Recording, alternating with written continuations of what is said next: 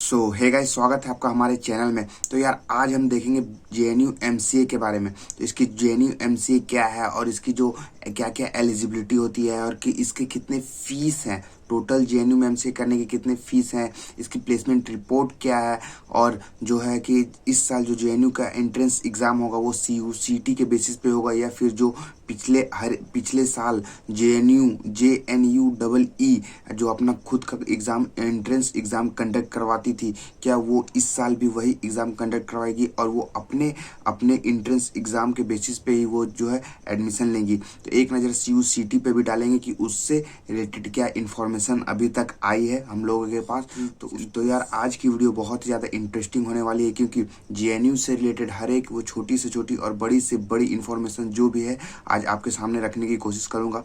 तो वीडियो को पूरा देखना और अगर चैनल को सब्सक्राइब नहीं किया तो चैनल को सब्सक्राइब भी कर देना, तभी आगे बढ़ना। तो चलिए ज़्यादा देरी ना करते हुए वीडियो करते शुरू है। सो हे गाइस, मेरा नाम है राहुल और मैं आप लोगों का स्वागत करता हूं मेरे एक छोटे से यूट्यूब चैनल पे, जहां मैं छोटी मोटी ज्ञान देने की कोशिश करता रहता हूं। तो यार सबसे पहले देख लेते हैं कि इसकी एलिजिबिलिटी क्राइटेरिया क्या है। जेएनयू में एडमिशन लेने के लिए हमें किस क्वालिफिकेशन की ज़रूरत है, कितने मार्क्स हमें लाना पड़ेगा, ग्रेजुएशन में हो या 10+2 में हो।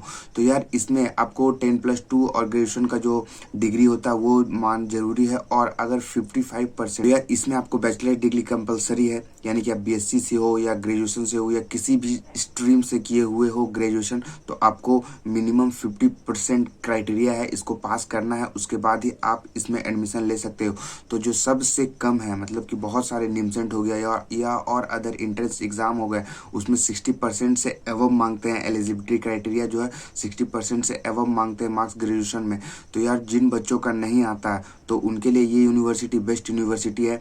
तो और इसमें एक बहुत ही ज़्यादा इंटरेस्टिंग चीज़ है जो आगे मैं डिस्कस करूँगा कि वो क्या है। तो वीडियो को लास्ट तक ज़रूर देखना। तो यार जो 1+ ग्रेजुएशन और 10+2 और जो इसमें 60% 55% मिनिमम मार्क्स चाहिए, जिसमें से आपको 10+2 या ग्रेजुएशन में किसी में भी एक मैथ्स सब्जेक्ट होना कंपलसरी है, तभी आप इसके लिए एलिजिबल हो। तो यार अब देख लेते हैं कि इसमें टोटल सीट कितनी है, कितनी जो है एडमिशन होते हैं हर एक साल इसमें। तो यार इसकी सीट्स की बात कर लेते हैं, कितने इनटेक है इस कॉलेजेस में। तो यार आपको स्क्रीन पे शो हो रहा होगा, इसमें जो है 58 सीट्स हैं, टोटल 58 सीट्स जो है यहाँ पे अवेलेबल है एमसीए के लिए। उसमें से आपको अनरिजर्व 23 है, मतलब जनरल के लिए 23 है, फिर एससी के लिए 9 है और एसटी के लिए 4, फिर पर पीडब्ल्यूडी के लिए 3 सीट्स हैं, ओबीसी के लिए 16 और फिर ईडब्ल्यूएस 16। टोटल 58 सीट्स है, इसी तरह डिवाइड किया गया है इसमें।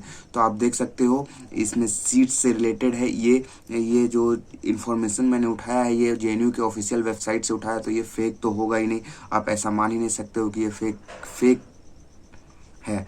तो यार ये रही इसकी सीट्स मैट्रिसेस। अब जो है इसकी सिलेबस की ओर देख लेते हैं, लेकिन सिलेबस डिस्कस करना ये अभी सही नहीं होगा, क्योंकि जो है बहुत सारे इन्फॉर्मेशंस जो है निकल करके आ रहे कि इस बार सीयूसीटी के बेसिस पे एग्जाम होगा, यानी कि सीयूसीटी जो है एग्जाम कंडक्ट करवाएगी, उसी से आपको जेएनयू मिलेंगे, उसी से आपको डीयू मिलेंगे, उसी से आपको बीएचयू मिलेंगे।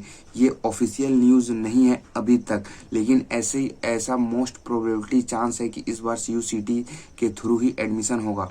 तो अभी तक तो हमें कोई इन्फॉर्मेशन नहीं मिली है, और जैसे ही इन्फॉर्मेशन मिलती है सीयूसीटी से रिलेटेड मैं एक वीडियो लेकर के आऊँगा और टेलीग्राम ग्रुप पे सबसे पहले बताने की कोशिश करूँगा। तो अगर आपने अभी तक हमारे टेलीग्राम ग्रुप को ज्वाइन नहीं किया तो टेलीग्राम ग्रुप को जाके ज़रूर ज्वाइन कर लीजिए। एमसीए ज्ञान है, वहाँ पे सर्च करोगे तो मिल जाएगा एमसीए ज्ञान। तो हमारे टेलीग्राम ग्रुप को आप ज़रूर से ज़रूर ज्वाइन करो, हर एक लेटेस्ट इन्फॉर्मेशन वहाँ पे प्रोवाइड की जाएगी। तो सिलेबस तो अभी डिस्कस नहीं करेंगे, अगर जैसे ही कुछ रिलेटेड आता है इन्फॉर्मेशन, अगर सीयूसीटी के थ्रू एडमिशन नहीं होगा, ये अपना ये एडमिशन कंडक्ट करवाएंगे, तो वहाँ पे मैं सिलेबस का वीडियो लेकर के जरूर आऊँगा और वहाँ पे डिस्कस करूँगा थ्रू आउट सिलेबस क्या है इन जेएनयू का। एक शॉर्ट में बता देना चाहता हूँ, क्योंकि जो बच्चे निमसेट की तैयारी कर रहे हैं सेम सिलेबस इसका भी रहता है, सिर्फ कंप्यूटर का जो पोर्सन है वो थोड़ा सा वेटेज ज़्यादा गेन करता है, लेकिन जो निमसेट का तैयारी कर रहे एस्पिरेंट वही सेम सिलेबस रहता था जेएनयू एमसीए का हर इससे पिछले साल। इस बार अगर सीयूसीटी से होगा तो उसका सिलेबस चेंजेस होगा, अलग ही होगा उसका सिलेबस भी डिस्कस करेंगे जैसे ही कुछ ऑफिशियल न्यूज़ आती है। तो तो यार अब इसकी सबसे बड़ी इंटरेस्टिंग बात, सबसे बड़ी इंटरेस्टिंग पॉइंट, और जो इसे देखने के बाद हमें भी चौंक गया, क्योंकि जो इसकी फ़ीस है वो इतनी कम है, इतनी कम है इसकी फ़ीस। आपको 500 से नीचे भी इसकी जो पूरी एमसीए की फ़ीस कंप्लीट हो जाएगी इसमें। तो आप सोच सकते हो, जहाँ निमसेंट या एनआईटी या कोई अदर प्राइवेट कॉलेज में लाखों फ़ीस पहुंचती हैं, लाखों के पार पहुंच जाती है, उससे कंपेयर में ये फ़ीस जो प्रोवाइड करती है, मतलब इतनी कम फ़ीस ये देती है, कम फ़ीस लेती है इस कॉलेज, वो तो देखने के बाद ही बहुत ही ज़्यादा ताजुब होता है। तो यार जो इसकी जो टोटल फीस है वो मात्र 216 है, 1 ईयर की फ़ीस 216 रुपये में ये आपको 1 साल के एमसीए कंडक्ट कर, 1 साल की पूरी फीस है 216 रुपीज़। यानी कि अगर 2 साल की है एमसीए तो 432 रुपये में आपका 2 साल की एमसीए कंप्लीट हो जाएगी। लेकिन अभी तक जो है इसकी ड्यूरेशन 3 साल की है। तो यार ये 2021 में तो 3 साल का ही हुआ है एमसीए। हो सकता है इस साल जो कुछ चेंजेस हो या 2 ईयर्स का हो, लेकिन अभी तक कोई न्यूज़ आई नहीं है। तो यार इसकी हम फीस की बात कर रहे थे, तो ये देखिए आपको स्क्रीन पे शो हो रहा होगा। ट्यूशन फीस है मात्र 16 रुपीज़ और स्पोर्ट्स फीस है 15 रुपीज़। तो यार अब देखिए मेडिकल है, फिर है, और यहाँ पे एडमिशन फ़ीस मात्र 5 रुपये, 5 रुपये में आपका एडमिशन हो जाएगा इस कॉलेज में। तो स्क्रूटनी डिपॉजिट 40 रुपये।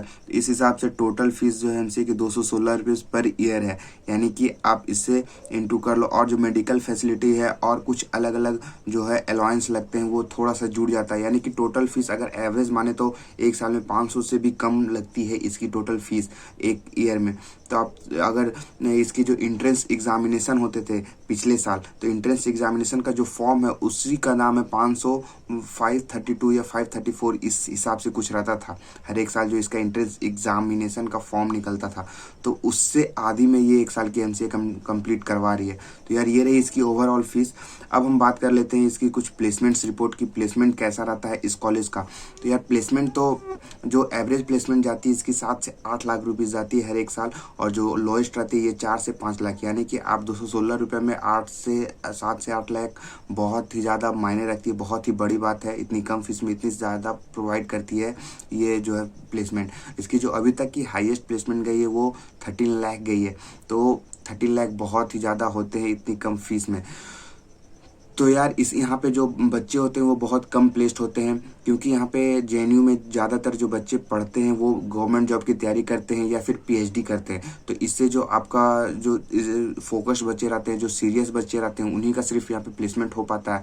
तो उससे एक बेनिफिट होता है जो सीरियस बच्चों का, क्योंकि वो उसमें कॉम्पिटिशन कम रहता है। बहुत सारे बच्चे तो प्लेसमेंट सेल में ही नहीं बैठते हैं, तो उनका प्लेसमेंट नहीं हो पाता है। इस कारण से इसका जो प्लेसमेंट रेट वो बहुत ही कम है, क्योंकि बहुत ही कम बच्चे यहाँ पे प्लेस्ड होते हैं। 2021 में तो 20 से 25 बच्चे ही टोटल प्लेस्ड हुए थे। तो ये तो कोरोना का कारण भी हो सकता है, लेकिन बहुत ही कम प्लेस्ड हुए थे 2021 में। तो यार और इसकी जो टीचर्स है, अब इसकी टीचर्स और जो एलुमनाई है बहुत ही कोऑर्डिनेट इनका बहुत कम है, इसीलिए बहुत सारी कंपनियां भी बहुत विजिट नहीं कर पाती है। मतलब फैंग कंपनियां जो हम जिसे बोलते हैं, अमेजॉन, माइक्रोसॉफ्ट, एडोबी, ये सब जो कंपनियां यहाँ पे विजिट नहीं कर पाती है, इसका एक बहुत ही बड़ा रीज़न है। अगर इससे जेएनयू ओवरकम करे तो इसकी जो प्लेसमेंट है बहुत ही अच्छी हो सकती है। जैसे कि एनआईटीज़ और अदर एमसीए कॉलेजेस में होते हैं, जो टीचर्स होते हैं वहाँ के एलुमनाई होते हैं, वो बहुत ही ज़्यादा अच्छा कोऑर्डिनेट रखते हैं और वो अच्छे कंपनियां बुलाती हैं, अच्छी सीरियस रहते हैं। यहाँ पे जो प्लेसमेंट का सारा कारोबार है वो बच्चे ही संभालते हैं। टीचर्स उतना ध्यान नहीं देते हैं जितना कि एनआईटीज़ में देते हैं। अगर प्लेसमेंट सेल को ये और थोड़ा सा मजबूत करे तो बहुत ही ज़्यादा अच्छा हो सकता है। बहुत ही ज़्यादा अच्छा कॉलेजेस है, वहाँ के बच्चे बहुत ज़्यादा अच्छे हैं। तो अगर जेएनयू थोड़ा सा भी ध्यान दे दे अपनी प्लेसमेंट रिपोर्ट पे, तो बहुत ही ज़्यादा ये जो कॉलेज है इस पर नाम बढ़ सकता है। और प्लेसमेंट के चलते ही यहाँ पे बच्चे बहुत ही कम जाना पसंद करते हैं। तो यहाँ पे कुछ कंपनियां जो आती है उन देख लेते हैं कौन कौन से जो कंपनियां हैं वो विजिट करती है। तो ये आपकी स्क्रीन पे शो हो रहा होगा, ये कुछ कंपनियां हैं जो हर एक साल आती है रिक्वायरमेंट के लिए बीएचयू एमसी मतलब जेएनयू एमसीए के लिए। तो यार एक और बात जो है, बीटेक और जेएनयू का प्लेसमेंट सेम नहीं होता है, मतलब अलग अलग ही होता है। जेएनयू जो बीटेक के बच्चे आते हैं या अदर इंजीनियरिंग के लिए इंजीनियरिंग वालों के लिए जो कंपनी आती हैं वो अलग उनका प्लेसमेंट सेल है, और एमसीए के लिए अलग प्लेसमेंट सेल है। तो आप ये कंफ्यूज नहीं होने का कि एक ही साथ दोनों का प्लेसमेंट होता है, ऐसा नहीं है। इनका अलग होता है, उनका अलग होता है। तो ये बहुत सारे बच्चे का डाउट था कि साथ में होता है कि नहीं होता है। तो ये बहुत ही बड़ा जो है इन्फॉर्मेशन है, इनकी प्लेसमेंट अलग होती है और उनकी अलग होती है। यार दैट्स इट, जेएनयू के लिए बस इतना ही। ये एक शॉर्ट वीडियो था जेएनयू से रिलेटेड। और भी अगर इन्फॉर्मेशन चाहिए आपको जेएनयू से रिलेटेड तो आप कमेंट बॉक्स में हमें बता सकते हो, या फिर टेलीग्राम ग्रुप पे बता सकते हो कि आपको क्या क्या और चाहिए जेएनयू से रिलेटेड। अगर CUCT से एग्ज़ाम होता है तो वो तुरंत इन्फॉर्मेशन मैं प्रोवाइड करने की कोशिश करूँगा। सो बस आज के लिए इतना ही, मिलते हैं नेक्स्ट वीडियो।